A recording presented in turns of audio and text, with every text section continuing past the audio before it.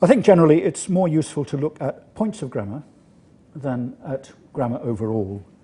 It's much easier to decide, do we want to teach this point of grammar or not, than to say, is it good to teach grammar? And I think there's just one reason to spend time, hours, and the students on teaching a point of grammar. It's if it makes a difference. It may make a difference to comprehensibility, for instance. A teacher in Poland told me that one of her students wrote this in a homework: I helped cook my wife on Saturday. Well, it was probably a word order mistake. In that case, that seems a quite important point of word order for the teacher to focus on. It can make a difference to acceptability. That's the other kind of difference. Somebody wants a job where their English needs to look reasonably correct, and if they get all their tenses mixed up or leave out all the articles, it's another reason for fussing a bit about those things. What you're going to see is a list of 9 mistakes which your students might make. Imagine that your students have made these 9 mistakes. Life is too short to deal with all the mistakes students make. Trying to correct all the mistakes is a big no-no. But I'd like you to look at these and choose 1 or 2 top priority mistakes. Choose 1 or 2 that you would give a mark of 5 to. Terrible mistake, absolutely disastrous. You want your students to stop making it. And choose 1 or 2 at the other end of the scale. Doesn't matter at all. I'll shut up for a couple of minutes while you do that. All right, let's talk about it. Number 1. Yesterday I have seen an English film. Who has given that 4 or 5 high mark? Who has given it 1 or 2? Who's waiting to see what the right answer is? There isn't a right answer. That article mistake, I like the most music but not the jazz. Anybody give it 4 or 5? 1 or 2? Yeah. Future perfect progressive. By next June, I have been studying instead of I will have been studying. Anybody give that 1? Anybody give it more than 1? 5? Not getting any 5s yet, are we? Yeah? Okay. Third person S, the dreaded third person S, he always talk a lot. 1, 2, 3, 4, 5. 5 but afraid to put your hand up.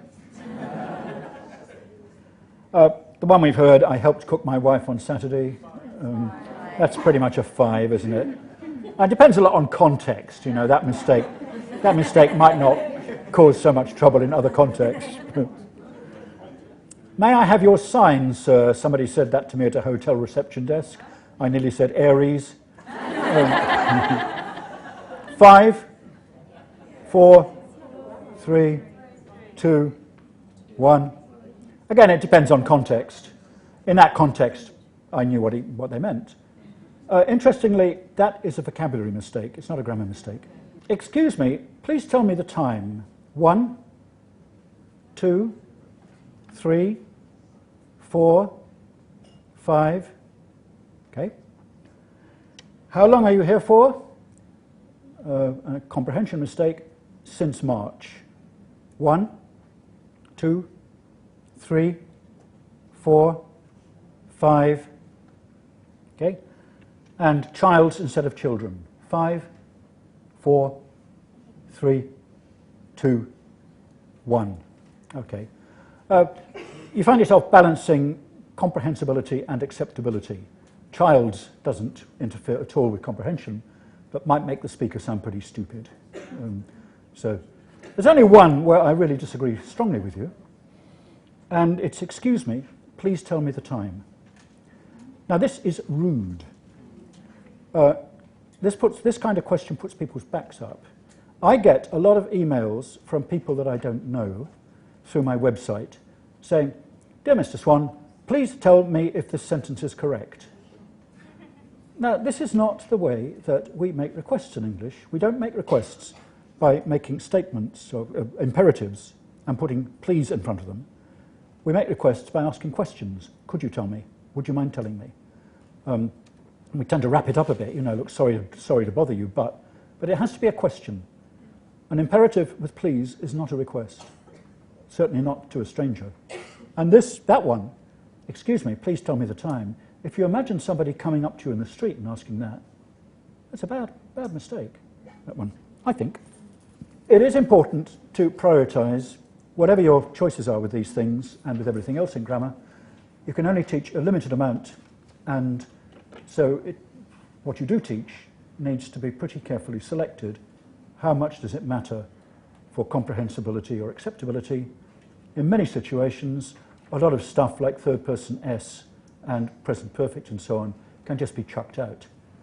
You teach it once or twice. If they go on making mistakes, okay, that's their responsibility.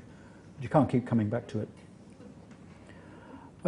If I was asked to give one piece of advice to a new teacher, going back through my 20 years of teaching and looking again, my one piece of advice, I think, would be teach less and do more with it. Don't try to cover the whole lot and spread it thin. You end up with students who haven't really grasped anything very well. And I found it important, certainly with the kind of students I taught, to not do a whole lot, but make sure they got very confident with it. They got a real basis of confidence, handling a simple range of language before we moved out from that.